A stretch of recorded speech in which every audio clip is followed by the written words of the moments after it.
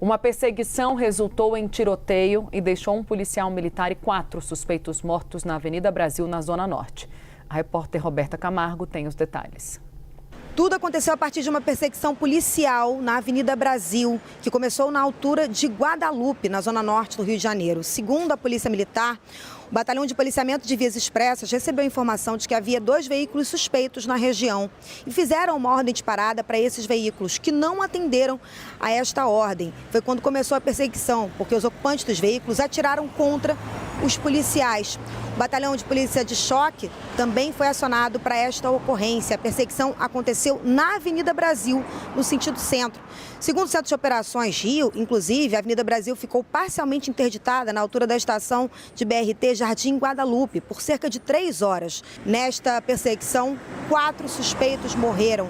2 deles ficaram feridos e foram levados para o Hospital Municipal Salgado Filho, no Meier, e o outro para o Hospital Federal de Bom Sucesso, também na zona norte da cidade. Além disso, 2 policiais militares ficaram feridos nesta ação. Ambos foram levados para o Hospital Estadual Getúlio Vargas e um deles não resistiu aos ferimentos, era o Cabo Rocha. As equipes conseguiram apreender 6 fuzis, 3 pistolas e 1 granada. Agora, a Delegacia de Homicídio da capital está investigando este caso para identificar, localizar e prender os envolvidos.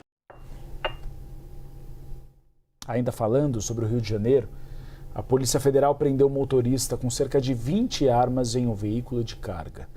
A prisão aconteceu durante uma fiscalização de rotina, sempre ela, na Via Dutra, no município de Barra Mansa. Via Dutra hoje é a maior rota da criminalidade de São Paulo e Rio de Janeiro, inclusive roubo de carga. Nessa fiscalização do carro, agentes encontraram 16 fuzis, 4 pistolas e diversos carregadores escondidos em meia carga. Segundo as investigações, o armamento iria para comunidades do Rio de Janeiro que são dominadas provavelmente pelo Comando Vermelho. Tudo foi apreendido e o homem responderá pelo crime de tráfico de armas. Câmeras de segurança flagraram uma tentativa de invasão do Comando Vermelho numa área dominada pela milícia na zona oeste da capital. O ataque foi motivado por uma disputa territorial entre os grupos. Nas imagens, mais de 10 homens aparecem fortemente armados, com fuzis e roupas camufladas. A polícia militar foi acionada e encontrou a van utilizada por eles abandonada. O veículo havia sido roubado horas antes. Ninguém foi preso, mas o policiamento segue reforçado na região. E o Ministério Público de São Paulo denunciou 4 pessoas suspeitas de participar de uma rede de inteligência do primeiro comando da capital, do PCC. Ela monitorava as autoridades públicas, Tainá, para planejar atentados. E um dos alvos, a gente comentava até antes do jornal, é sempre ele, o promotor Lincoln Gaki, o maior especialista em combate ao PCC no país. Bruno Teixeira, não é a primeira vez que o PCC faz isso. Já houve monitoramento de autoridades da República. Vocês lembram das imagens em relação a Sérgio Moro, quando ele era ministro da Justiça, e aos então presidentes da Câmara e do Senado Federal. É um trabalho perene do PCC para eventualmente fazer atentados. E a facção também não se intimida, né, Uribe? Você trouxe há pouco esse caso que é mais antigo, que já tinha o promotor como um dos monitorados.